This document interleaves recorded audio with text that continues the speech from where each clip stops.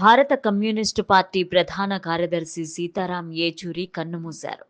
శ్వాసకోశ సంబంధిత ఇతర అనారోగ్య సమస్యలతో బాధపడుతున్న ఆయన ఆగస్టు 19 నుంచి ఢిల్లీలోని ఎయిమ్స్లో చికిత్స పొందుతున్నారు.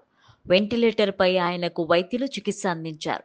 చివరికి ఆయన పరిస్థితి విషమించడంతో సెప్టెంబర్ 12 గురువారం తుది శ్వాస విడిచారు. తీవ్ర జ్వరంతో బాధపడుతున్న సీతారాం యేచూరి ఆగస్టు 19న ఢిల్లీలోని ఎయిమ్స్లో చేరారు. ఆయన 25 రోజులుగా చికిత్స పొందుతున్నారు. 72 ఏళ్ల యేచూరి ఇటీవలే కంటికి సంబంధించిన ఆపరేషన్ కూడా చేయించుకున్నారు. డాక్టర్ శ్రీనాథ్ రెడ్డి, డాక్టర్ గౌరీ నేతృత్వంలో వైద్య బృందం ఆయనకు చికిత్స అందించింది. అయితే ఇన్ఫెక్షన్ తొలగించేందుకు ఉపయోగించిన మందులు పనిచేయకపోవడంతో జపాన్ నుంచి ప్రత్యేక మందులు కూడా తెప్పించారు. ఢిల్లీలోని ఎయిమ్స్లో చికిత్స పొందుతున్న ఆయన ఇవాళ తుది శ్వాస విడిచారు. దీంతో కమ్యూనిస్టు వర్గాల్లో తీవ్ర విషాదం నెలకొంది. సీతారాం యేచూరి 1952 ఆగస్టు 12న చెన్నైలో జన్మించారు. అతను హైదరాబాదులో పెరిగాడు. 10వ తరగతి వరకు ఆల్ సెయింట్స్ హై స్కూల్లో చదివారు. 12వ పరీక్షలో దేశంలోనే ప్రథమ ర్యాంక్ సాధించారు.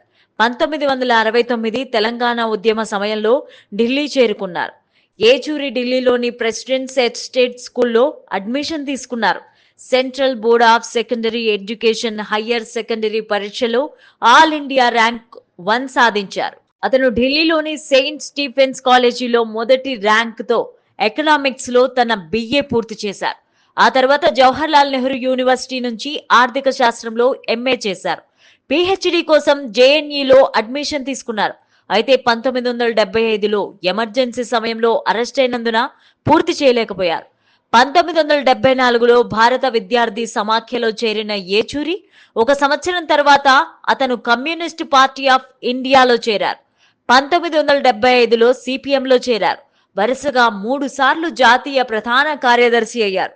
ఎమర్జెన్సీ తరువాత అతను 1 సంవత్సరంలో 3 సార్లు JNU స్టూడెంట్స్ యూనియన్ అధ్యక్షుడిగా ఎన్నికయ్యారు.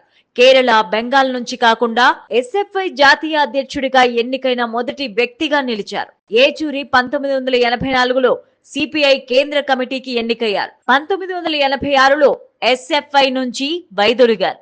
ఆ తర్వాత 1992లో జరిగిన 14వ జాతీయ సమావేశాల్లో పోలిట్ బ్యూరోకు ఎన్నికయ్యారు. యేచూరి జూలై 2005లో పశ్చిమ బెంగాల్ నుంచి రాజ్యసభకు ఎన్నికయ్యారు. 19 ఏప్రిల్ 2015న CPI 5వ ప్రధాన కార్యదర్శిగా ఎన్నికయ్యారు. ఏప్రిల్ 2018లో మళ్లీ CPI ప్రధాన కార్యదర్శిగా ఎంపికయ్యారు. ఏప్రిల్ 2022లో యేచూరి 3వసారి ప్రధాన కార్యదర్శిగా బాధ్యతలు చేపట్టారు. యేచూరి భార్య సీత, ఆవిడ వృత్తిరీత్యా జర్నలిస్ట్.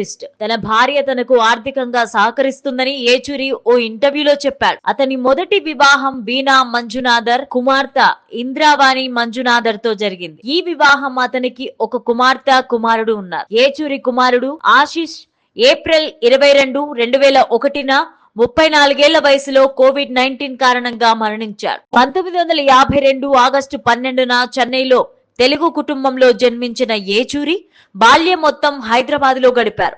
హైదరాబాద్లోని ఆల్ సెయింట్స్ హై స్కూల్లో ప్రాథమిక విద్యను అభ్యసించారు. ఆయన తండ్రి సర్వేశ్వర సోమయాజీ APSRTCలో ఇంజనీర్ ఉద్యోగం చేసేవారు. తల్లి కల్పకం ప్రభుత్వ ఉద్యోగిగా పనిచేశారు.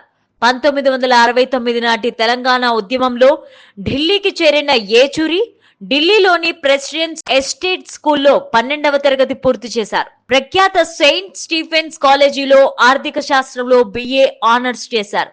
జవహర్లాల్ నెహ్రూ యూనివర్సిటీలో MA ఎకనామిక్స్ లో గోల్డ్ మెడల్ సాధించారు. 1974లో స్టూడెంట్ ఫెడరేషన్ ఆఫ్ ఇండియాలో చేరారు. 1975 ఎమర్జెన్సీ సమయంలో అరెస్ట్ కావడంతో చదువుకు ఫుల్ స్టాప్ పెట్టారు ఆయన.